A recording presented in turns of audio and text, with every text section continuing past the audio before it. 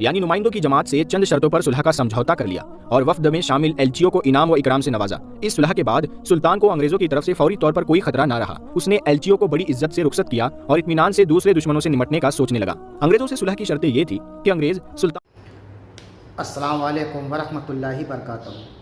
उम्मीद है आप लोग सब खैरियत से होंगे। मैं भी अल्हम्दुलिल्लाह अल्लाह का लाख लाख शुक्र एहसान खैरियत से हूँ। और इंशाअल्लाह जिस वीडियो में रिएक्शन देने आ रहे हैं नूर हदीस चैनल का नाम है और इनके चैनल का लिंक मैं डिस्क्रिप्शन बॉक्स में दे दूँगा। आप लोग उनके चैनल सब्सक्राइब करिएगा और मेरी वीडियो को एंड तक देखिएगा।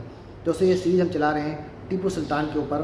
दोस्तों ये टीपू सुल्तान की सीरीज़ का ये चौथा पार्ट इंशाअल्लाह ने चाहता आज हम लोग देखेंगे।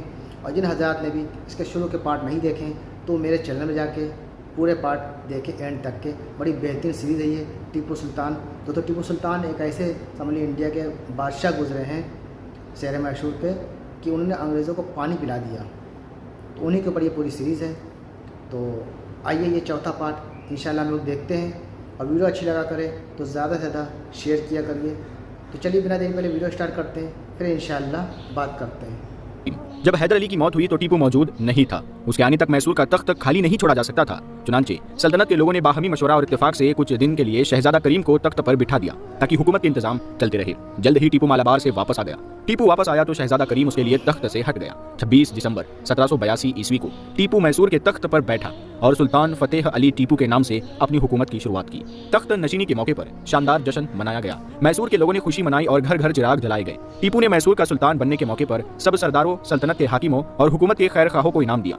जरूरतमंदों की जरूरतें पूरी की और गरीबों में खैरात की। बहुत से शायरों ने ताजपोशी के जश्न पर सुल्तान टीपू की तारीफ में कसीदे पढ़े। सुल्तान टीपू ने उन शायरों को भी बहुत इनामात दिए और उन्हें मालामाल कर दिया। मैसूर की जनता सुल्तान टीपू के जंगी कारनामों से बहुत खुश थी और उसे मोहब्बत रखती थी। मैसूर का हुक्मरान बनने के बाद सुल्तान टीपू ने फैसला कर लिया कि अंग्रेजों को हिंदुस्तान से निकालने का जो मिशन उसके बाप हैदर अली ने शुरू किया था वो उस मिशन को पूरा करेगा।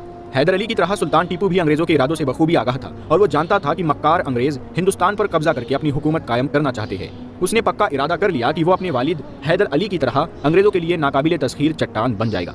जब सुल्तान टीपू ने मैसूर का तख्त संभाला तो उस वक्त हर तरफ अफरा तफरी मची हुई थी। शुरू में हैदर अली की मौत की खबर को छुपाया गया ताकि मैसूर के दुश्मनों के हौसले ना बढ़े। लेकिन जब हैदर अली की मौत की खबर फैल गई तो कुछ इलाकों के सरदारों ने बगावत शुरू कर दी थी। मराठों की तरफ से भी खतरा था और अंग्रेज भी मैसूर के दुश्मन थे। लेकिन सुल्तान टीपू ने हिम्मत ना हारी। बाप की तरह उसके हौसले बुलंद थे। उसने अंग्रेजों का बहादुरी से मुकाबला किया और बागियों को भी एक एक करके ठिकाने लगा दिया। उनसे निमटकर सुल्तान टीपू ने रियासत की खुशहाली और तरक्की के लिए कदम उठाए। सुल्तान फतेह मोहम्मद टीपू की मराठों और अंग्रेजों से होने वाली जंगों को बयान करने से पहले उसकी सीरत व किरदार का हमें जायजा लेना चाहिए, तो हमें उसकी शख्सियत को समझने में बहुत आसानी रहेगी। सुल्तान टीपू एक सिपाही और सिपह सालार का बेटा था। उसमें तमाम सिपाहियाना सलाहियतें मौजूद थी। वो एक बेमिसाल जर्नेल था जिसने अकेले होने के बावजूद 3 दुश्मन ताकतों का बड़ी बहादुरी से मुकाबला किया और उन्हें कई इबरतनाक शिकस्त दी।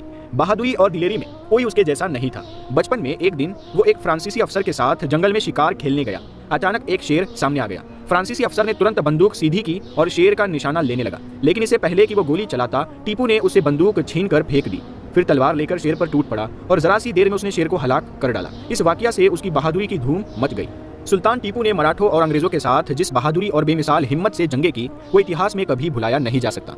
लोग अब तक सुल्तान टीपू को शेर मैसूर के नाम से याद करते हैं। हकीकत में वो था भी शेर दिल। उसने कई शेर पाल रखे थे और उनसे खेला करता था। उसे शेर की खाल पर रंगदार धारियां बहुत पसंद थी। उसने महल के पर्दों और दीवारों पर शेर का रंग कराया हुआ था। उन पर्दों और दीवारों को देखकर गुमान होता था कि वो शेरों की खाले है। और तो और सुल्तान टीपू लिबास भी इसी रंग का पसंद करता था। उसने अपने लिबास के लिए एक खास कपड़ा बनवाया था जिस पर शेर का रंग और धारियां थी। शुरू में यह कपड़ा सिर्फ सुल्तान टीपू के लिबास में इस्तेमाल हुआ, लेकिन फिर ये इतना मकबूल और मशहूर हुआ कि हर आदमी इस्तेमाल करने लगा। इस कपड़े को बबरी कपड़ा कहा जाता था। शेर मैसूर सुल्तान फतेह अली टीपू के चेहरे की बनावट नाजुक और तीखी थी। रोबदार चेहरे पर बड़ी बड़ी चमकदार आंखें थी, भवे कमान जैसी और नाक खमदार, जबकि गर्दन छोटी मगर भारी थी। बदन मोटा ताजा और हाथ पांव छोटे मगर नाजुक थे। भारी जिस्म पर कंधा गोल और उभरे हुए थे। उसके चेहरे से शाही जलाल और वकार टपकता था। सुल्तान का लिबास कमीज, पजामा, जैकेट और पगड़ी था। शुरू में वो सुर्ख रंग की पगड़ी इस्तेमाल करता था जो भारी और फैली हुई थी, मगर बाद में वो सब्ज रंग की पगड़ी इस्तेमाल करने लगा जिस पर वो एक सफेद रुमाल भी बांधा करता था। सुल्तान टीपू कमर में एक सुनहरी पेटी और पटका बांधता था, जबकि पहलू में मियान होती जिसमें खूबसूरत दस्ते वाली तलवार होती थी। सुल्तान टीपू दीन का शहदाई और पक्का मुसलमान था। उसे अपने मजहब इस्लाम से बहुत मोहब्बत थी। वो नमाज रोजे का बहुत पाबंद था। हमेशा वक्त और जमात के साथ नमाज पढ़ता था। नमाज से उसे इतनी रगबत थी कि उसने श्रीरंगपट्टनम में एक बहुत शानदार मस्जिद बनवाई, जिसमें पहली नमाज की इमामत के लिए तय हुआ कि ऐसा शख्स इमामत करे जिसने कभी नमाज कज़ा ना की हो। उस वक्त मस्जिद में बड़े बड़े आलिम, फाजिल, मुत्तकी और परहेजगार मौजूद थे, लेकिन इस शर्त पर कोई पूरा ना उतरा। सिर्फ टीपू ही एक ऐसा आदमी था जिसने दावा किया कि उसने आज तक कोई नमाज कज़ा नहीं की। इस तरह पहली नमाज की जमात टीपू ने ही कराई। उस मस्जिद का नाम मस्जिद आला था। हिंदुस्तान के इतिहास में सुल्तान टीपू की शर्म और हया का जिक्र भी किया गया है। वो इतना हयादार और शर्मीला था कि सारी उम्र कभी गुसल खाने में भी नंगा नहीं नहाया। नमाज पढ़ने के बाद बड़ी अकीदत व लगन से कुरान की तिलावत करना उसका रोजाना का काम था। समाजी बुराइयों और गैर शरई बातों का सख्त विरोधी था। उसने अपनी सल्तनत में शराब और जुआ पर सख्त पाबंदी लगा रखी थी। उसने ऐसे तमाम मेवे और खजूर के पेड़ कटवा दिए जिनसे शराब बनाई जाती थी। सुल्तान के दरबार में आलिमों और दानिश्वरों की भीड़ रहती थी और वहाँ हमेशा इल्मी, अखलाकी और सियासी बातचीत की जाती थी। किसी को गंदी या बेकार बात करने की हिम्मत न थी। सुल्तान खुद भी हमेशा सोच समझकर बात करता था। सुल्तान टीपू इंसाफ पसंद बादशाह था। इस मामले में वो मुसलमानों और हिंदुओं में कोई फर्क नहीं समझता और हमेशा हक का साथ देता था। वो दूसरी कौमों से भी हमेशा अच्छे अखलाक से पेश आता था। उसने हर धर्म के मानने वालों को अपनी मजहबी रस्में अदा करने की पूरी आज़ादी दे रखी थी। जो सहूलत और आज़ादी मुसलमानों को हासिल थी वही हिंदुओं को भी हासिल थी। उसके दरबार में बहुत से सरदार और वजीर, अफसर हिंदू थे। सुल्तान टीपू ने मैसूर का बादशाह बनने के बाद न सिर्फ दुश्मनों का बहादुरी से मुकाबला किया बल्कि जनता की भलाई और बेहतरी के लिए भी बहुत काम किया और सल्तनत की तरक्की पर खास ध्यान दिया। उस जमाने में गुलाम रखने का आम रिवाज था। मालिक अपने गुलामों पर बहुत जुल्म करते। सुल्तान को आज़ादी बहुत पसंद थी। उसने ऐलान कर दिया कि उसकी सल्तनत में कोई व्यक्ति किसी को गुलाम नहीं रख सकता। इस वक्त मुल्क में जितने भी गुलाम है वो बिल्कुल आज़ाद है और आइंदा कोई इंसान तनख्वाह के बगैर किसी को नौकर नहीं रख सकता। इस कानून से मैसूर में मौजूद हजारों गुलामों को आज़ादी मिल गई। सुल्तान ने किसानों, ताजिरों और आम लोगों के लिए बहुत से बैंक खोले जिनमें लोगों ने शिराकत की बुनियाद पर रुपया लगाया। उस रुपयों से बैंक तिजारत करते और मुनाफा हिस्सेदारों में बांट दिया जाता, जबकि जरूरतमंदों को सूद के बगैर कर्जे दिए जाते थे। उन बैंकों से जनता को बहुत फायदा पहुंचा। सुल्तान टीपू जागीरदारी निजाम का भी विरोधी था। उसने तमाम बड़े बड़े जमींदारों की जमीनें जब्त करके छोटे और गरीब किसानों में बांट दी, क्योंकि जमींदार और जागीरदार किसानों पर बहुत जुल्म करते और उनका हक मार लेते थे।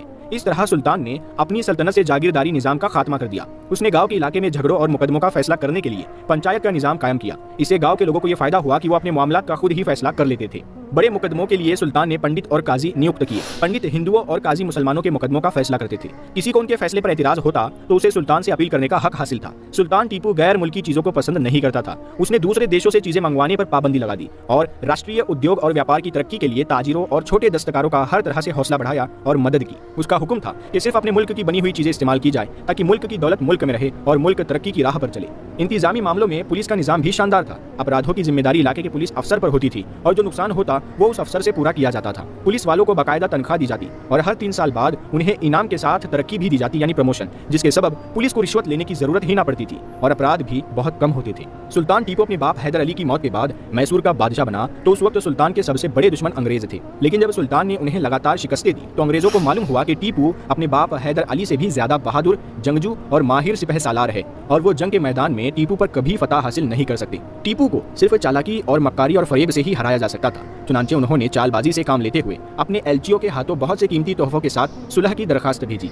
सुल्तान टीपू ने अंग्रेज वफ्द यानी नुमाइंदों की जमात से चंद शर्तों पर सुलह का समझौता कर लिया और वफ्द में शामिल एलचियों को इनाम व इकराम से नवाजा। इस सुलह के बाद सुल्तान को अंग्रेजों की तरफ से फौरी तौर पर कोई खतरा न रहा। उसने एलचियों को बड़ी इज्जत से रुखसत किया और इत्मीनान से दूसरे दुश्मनों से निपटने का सोचने लगा। अंग्रेजों से सुलह की शर्तें ये थी।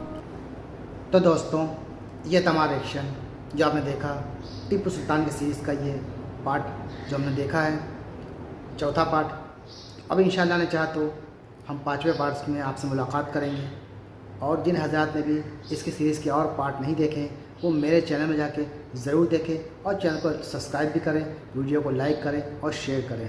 तो मिलेंगे इंशाअल्लाह आपसे नेक्स्ट वीडियो में। तब तक के लिए अस्सलाम वालेकुम व रहमतुल्लाहि व बरकातहू।